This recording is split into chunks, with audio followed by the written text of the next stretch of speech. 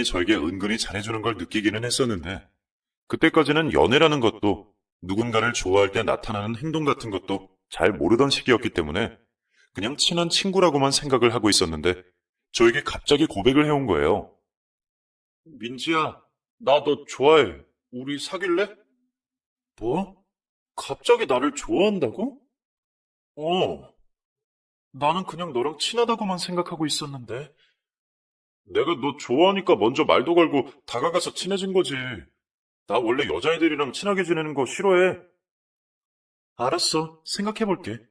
나는 아직 너를 좋아하는 건 아니라서. 고민해보고 꼭 얘기해줘. 저는 정확하게 일주일 정도 지켜보다가 그 고백을 받아줬어요. 그 전까지는 몰랐는데 그 남자애가 저한테 하는 행동들이 다 저를 좋아하는 마음에서 나오게 된 거라는 게 느껴졌거든요. 그리고 그런 사실에 마음이 설레기 시작하면서 저도 그 아이를 좋아하게 되었어요. 우리 사귀자. 나도 너 좋아. 정말? 우리 그럼 오늘부터 1일이다? 그 친구의 고백을 받아들인 이후로 중학교를 졸업하고 고등학교에 들어가기 전까지 3년을 사귀었어요. 그러다가 고등학교를 각자 다른 곳으로 진학을 하게 되면서 자연스럽게 헤어지게 되었죠. 솔직히 어릴 때라서 3년 동안 사귄 거라고 해도 친한 베프처럼 매일 붙어 다니고 같이 밥 먹고 놀러 가고 이런 수준이었기 때문에 큰 아쉬움을 느끼지는 못했던 것 같아요. 그냥 서로 연락이 뜸해지면서 자연스럽게 그만 만나자는 말이 나오게 되었고 그렇게 헤어지게 된 거였죠. 근데 제가 고등학교 1학년 초까지는 그 친구를 만나고 있는 상황이었는데도 불구하고 저에게 호감을 보이고 있던 같은 학교 다른 반 남학생이 제가 헤어지자마자 바로 고백을 해서 또 만나게 되었는데요. 나름 잘생기고 그 학교에서도 유명한 친구였기 때문에 바로 승낙을 했습니다. 그때는 저도 연애라는 게 재미있는 거라는 걸 알게 된 때라 제가 그 친구를 잘 모르고 좋아하는 마음이 크지 않았는데도 그냥 만나게 되었어요. 하지만 그래도 저는 한 번 만나면 꽤 오래 만나는 스타일이라 그 친구와는 대학교에 들어가서 2학년이 되는 시기까지 만났습니다. 역시나 각자 다른 대학교로 입학을 했는데요. 대학교에 들어가 보니 이전에는 몰랐던 세계들이 제 눈앞에 펼쳐지더라고요. 제가 만나고 있는 친구보다 잘생기고 잘 나가는 사람들이 많이 있었어요. 사실 고등학생 때까지는 얼굴이 잘생기면 다 좋았는데 대학교에 와보니 공부 잘하고 똑똑한 사람이 더 멋있고 좋아 보이던 거 있죠. 물론 그렇다고 해서 제가 바람을 피운 건 아니었어요. 짧지 않은 시간 동안 만난 그간의 정도 있었고 저도 만나면서 그 친구를 꽤나 좋아했기 때문에 다른 사람들이 눈에 더 멋있어 보인다고 해서 마음이 더 가지는 않더라고요. 근데 그 친구는 아니었던 것 같아요. 서로 다른 대학을 갔는데도 불구하고 인연을 잘 만나왔는데 군대에 가서 바람이 났더라고요. 그 학교 동기가 저보다 면회를 더 많이 가면서 자연스럽게 그 둘이 바람이 난 것 같았습니다. 결국 그 길로 바로 헤어졌어요. 저는 바람핀 사람 2번 쳐다볼 만큼 멍청한 사람도 아니었고 저도 나중에 가면 갈수록 좋아하는 마음보다는 습관과도 비슷한 거의 정 때문에 만난 게 컸기 때문에 바람을 폈다는 사실을 안 순간 정이 확 떨어졌어요. 그래서 그 길로 제가 먼저 찾아가 헤어지자는 선언을 했습니다. 처음에는 저한테 미안하다면서 울면서 매달리더라고요. 하지만 가차없이 잘라냈어요. 더 솔직한 말로는 이런 경험이 처음이었기 때문에 좀 상처받은 것도 있었어요. 그래서 다시는 만나고 싶지 않아서 그 자리에서 헤어졌습니다. 그 뒤로도 저는 연애를 몇 번 더 거듭하면서 한 번도 짧게 만나본 적은 없었어요. 물론 썸이라는 것을 통해서 스쳐 지나간 인연들이 있기는 했지만 그 기간은 아주 짧았고 저의 연애는 거의 삶의 절반 이상을 차지할 만큼 긴 시간으로 이어졌습니다. 그러다 2년을 만난 사람과 결혼을 결심하게 된 사람을 만나게 되었어요. 처음에 그 사람을 만난 건 소개팅 자리였습니다. 직장 동료가 거래처 사람이라면서 너무 좋은 사람이니까 한번 만나보라고 하더라고요. 저도 마침 그 첫 연애가 딱 끝났을 무렵이라 바로 승낙하고 그 자리에 나갔어요. 근데 자리에 나가자마자 솔직히 외모에 조금 실망을 했었어요. 저보다 나이 차이가 4살밖에 안 되는데 더 노안처럼 보이더라고요. 여태까지 숱하게 연애를 하면서 늘 외모도 어느 정도 되고 스마트하고 사회적으로도 잘 나가는 사람들을 많이 만났었기 때문에 실망스러운 건 어쩔 수 없더라고요. 하지만 저는 연애에 있어 개방적인 사람이었고 적어도 몇 번은 더 만나보고 판단하자는 생각이 들어서 소개팅 날 이후로 3번 정도 더 만남을 가졌어요. 근데 만나면 만날수록 이 사람 정말 괜찮은 사람이구나. 라는 게 느껴지더라고요. 매너도 훌륭했고 외모도 자꾸 보니 이 정도면 나쁘지 않지 라는 생각이 들었어요. 무엇보다 키가 좀 컸는데 옷을 깔끔하게 잘 입는 스타일이라 좀 매력적으로 보이는 것도 있었죠. 결정적으로 유머 코드가 저랑 잘 맞아서 만날 때마다 너무 유쾌하고 즐거웠어요. 그렇다 보니 저도 모르게 호감을 느끼게 되었고 상대방도 제가 나쁘지 않았는지 2주일 정도 썸을 타다가 바로 연애를 시작하게 되었습니다. 민지 씨, 첫날부터 우리 만나는 날 느낌이 나쁘지 않았는데 역시 민지 씨를 보면 볼수록 점점 더 좋아지는 것 같아요. 저랑 연애해 주실래요? 네, 저도 성우 씨 좋아요. 저도 점점 성우 씨가 좋아졌어요. 우리 예쁘게 잘 맞나봐요. 본격적인 연애가 시작되고 이 남자는 저에게 더 적극적으로 다가오며 지금까지 제가 만난 사람 중에 가장 저를 아껴주는 듯 했어요. 솔직히 남자가 본인이 만나고 있는 사람한테 돈을 얼마나 많이 쓰느냐에 따라 애정도를 볼 수 있다고 하잖아요. 이 남자는 지금까지 제가 만난 사람 중에서 저한테 쓰는 돈이 제일 많은 사람이었어요. 물론 제가 돈 보고 사람을 만나는 속물은 아니에요. 근데 아주 소소하게 머리끈부터 시작해서 가방, 액세서리 등 명품을 줄 때도 있었는데 그게 은근히 기분이 좋더라고요. 근데 또 받을 수만은 없어서 저도 받은 만큼 해줬어요. 우리는 서로가 생활 수준이나 조건들, 여러 가지 여건들이 잘 맞아서 결혼까지 생각을 하게 되었습니다. 한 2년 정도를 연애를 했을까요? 지금까지 제가 만난 사람 중에서 제일 짧은 연애 기간을 가졌지만 결혼해도 되겠다는 확신이 있었어요. 이 남자는 여전히 저에게 좋은 매너를 유지하고 있었고 하루빨리 결혼하자고 재촉을 하고 있는 상황이었어요.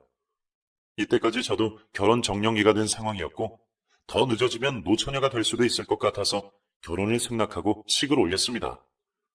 근데 변함없이 저한테 잘해줄 거라고 생각했던 이 남자가 결혼하고 나서 태도가 좀 바뀌더라고요.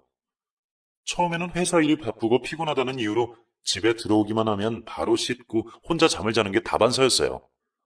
그러다 남자는 취미 생활이라는 게 필요하니까 본인의 개인 생활을 좀 존중해달라고 하면서 주말에는 무조건 나가서 하루 종일 축구를 하고 들어온다든지 등산을 한다든지 혼자만의 시간을 가지곤 했죠.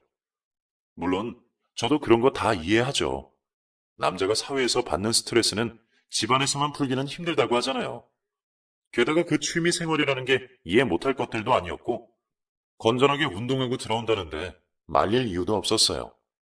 하지만 제가 원하는 건 일주일 내내 집에 들어와도 저와의 대화는 딱 저녁 먹을 때뿐이고 그 이후로는 제가 말을 시켜도 힘들고 피곤하다는 이유로 늘 서재에만 들어가 있으니 저와의 시간을 좀 가져달라는 거였어요. 근데 원래 그런 성격이었던 건지 아니면 결혼하고 나서 내가 질린 건지 저랑 같이 있는 시간을 도통 가지려고 하지를 않았어요. 여보, 당신 나랑 결혼한 거 맞아요? 나 진짜 너무 외로워. 당신 취미생활 하는 것만큼이나 나한테 좀 신경을 써줘요. 내가 이 집 가정부도 아니고 집안일도 나 혼자 다 하고 저녁까지 다 차리고 치우는 것도 너무 힘들어. 나도 밖에서 일하는 사람인데 나만 이렇게 산다는 게 말이나 돼요? 하기 힘든 것은 냅둬. 하라고 강요 안 할 테니까. 처음부터 힘들다고 말을 하면 되지. 왜 이제 와서 화를 내는 거야? 뭐라고요? 당신이 언제 한번 나한테 신경이나 썼어요? 내가 말할 틈이나 줬냐고요? 왜 이렇게 사람이 변했어요?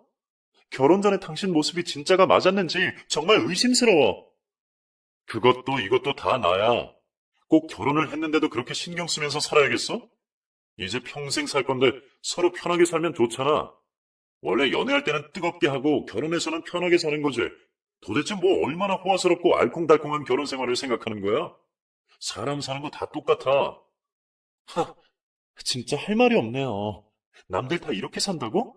웃기지 마요. 누가 이렇게 살아요? 차라리 우리 연애할 때가 훨씬 좋았고 훨씬 행복했어요. 이렇게 외롭지 않았었다고요. 뭐가 외로워? 집에 오면 사람이 있는데 주말 말고 내가 평일에 어디 나간 적이나 있어? 맨날 집에 있는데 도대체 뭐가 외롭다는 거야? 집에 있어도 집에 있는 게 아니라서 그래요. 내가 무슨 말만 붙이려고 하면 피곤하다면서 말 시키지 말라고 하잖아요. 그냥 옆에 있는 걸로 됐지. 무슨 말이 더 필요해? 나 피곤하니까 더 이상 실랑이 하지 말자고. 먼저 잘게. 말이 안 통하는 남편은 그날도 어김없이 한 차례 싸우고 나서는 혼자 안방으로 들어가 버렸어요. 그나마 각방을 쓰지 않는 걸로 다행이라 여겨야 하는 거였을까요? 저는 하루하루 점점 더 외로워졌고 행복할 거라 생각했던 결혼은 너무나 후회스러울 정도로 힘들었습니다. 하지만 그렇다고 해서 이혼을 할 수는 없었어요. 한 번 가정을 만들었으면 끝까지 책임을 져야 한다는 생각이었기 때문에 그냥 이대로 적응하면서 살아야겠다는 생각뿐이었죠. 대신에 언제까지고 이렇게 있을 수만은 없어서 아이가 태어나면 남편도 좀 바뀌고 저의 외로움도 달래지지 않을까 싶어서 결혼 후 1년 이후부터는 아이를 가지자고 졸라댔습니다. 여보, 나 이렇게는 못 살겠어. 우리 아이라도 가져요. 우리 이제 아이 가질 때도 되었잖아요. 무슨 벌써 아기야. 우리 결혼한 지 1년밖에 안 됐어.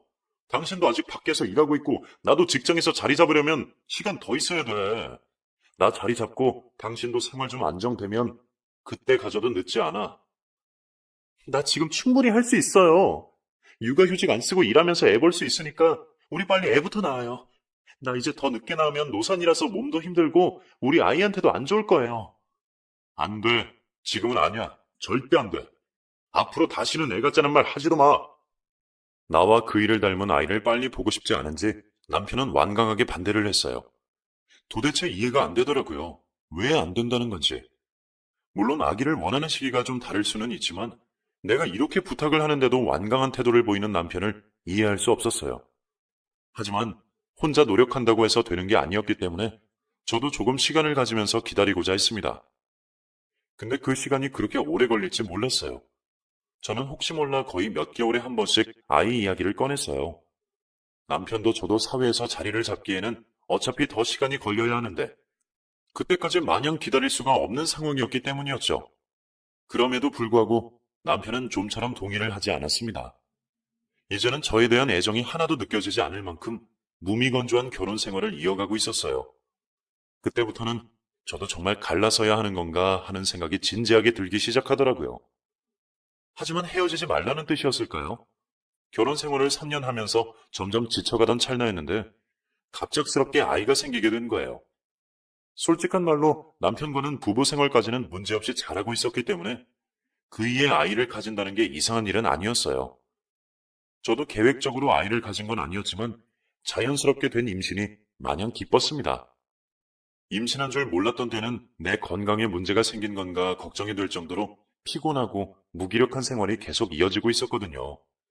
몸속에 변화가 일어난 것도 모르고 저는 왜 자꾸 몸이 무겁고 힘들지라는 생각만 하고 있었죠. 그러다 매달 정확한 날짜에 시작하는 달거리를 하지 않아서 좀 이상하게 생각되어 바로 약국으로 달려가 임태기를 구입했어요. 떨리는 마음으로 혼자서 검사를 해봤는데 아주 선명하게 임신으로 나오던 거 있죠?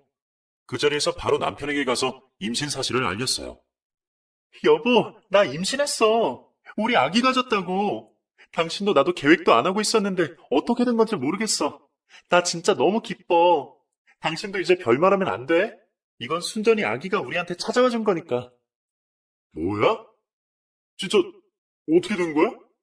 당신이 임신을 했다는 게 무슨 말이야?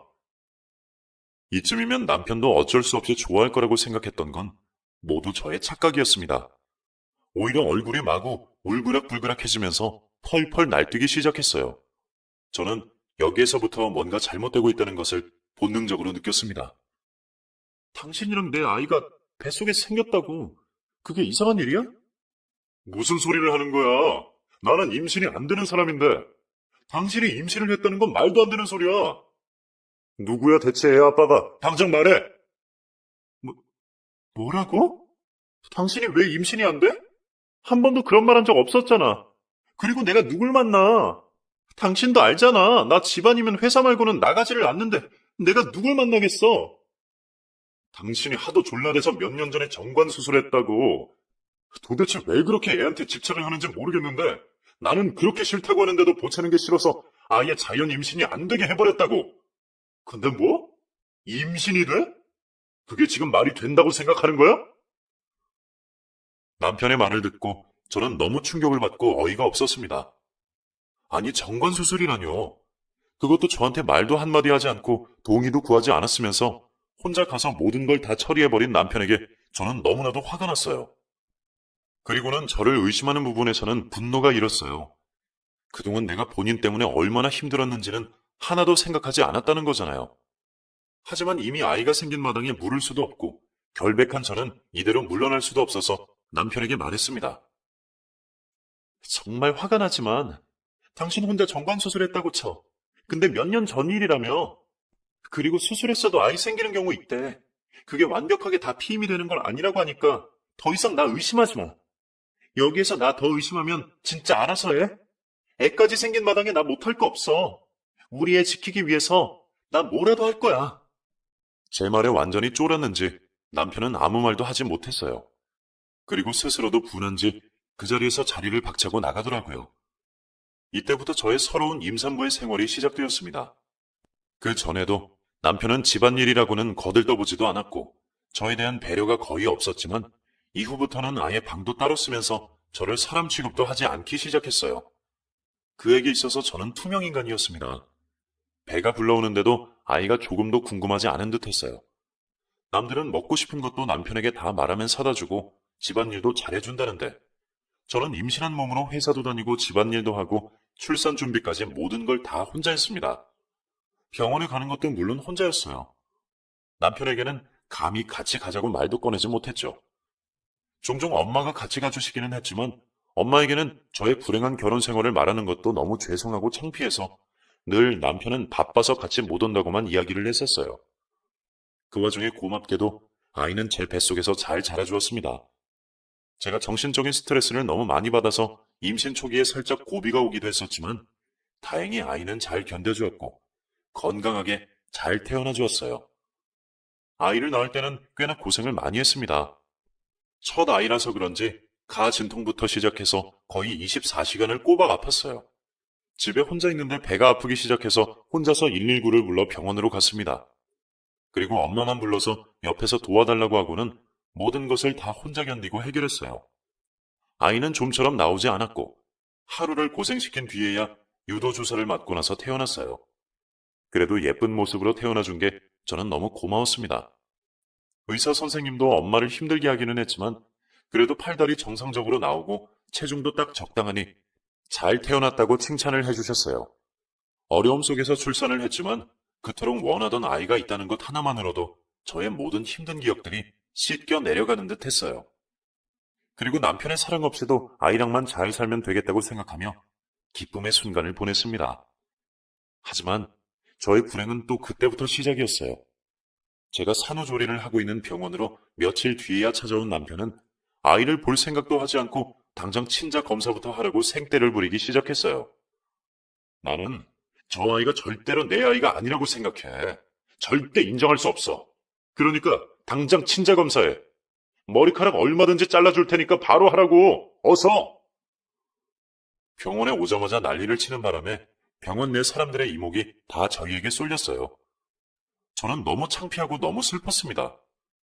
그래도 본인 자식이 태어나면 조금이나마 태도가 바뀌지 않을까 하고 기대했던 제 자신이 너무 초라하게 느껴졌어요. 그래서 저도 보란듯이 코를 납작하게 해주고 싶어서 당장 검사하겠다고 했습니다. 그래, 해. 어디 당신 친자 검사하고 나서도 그런 소리 나오는지 내가 볼 거야.